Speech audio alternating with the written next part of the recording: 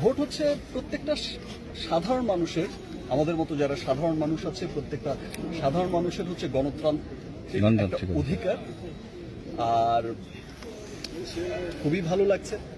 আমি গতবারও আমার আম্মাকে নিয়ে এসেছি, এবারও এসেছি। আমার বাবা তো, আমরা তো এখানকার ভোটার।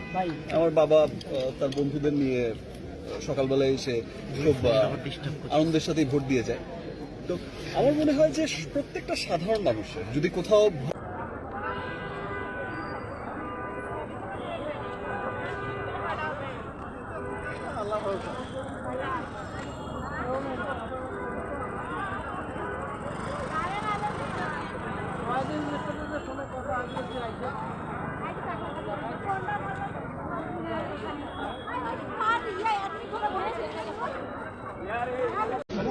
যে ভোটের যে অধিকার, ভোটের যে ক্ষমতাটা, আমাদের যে ভোটের তো একটা আলাদা পাওয়ার আছে।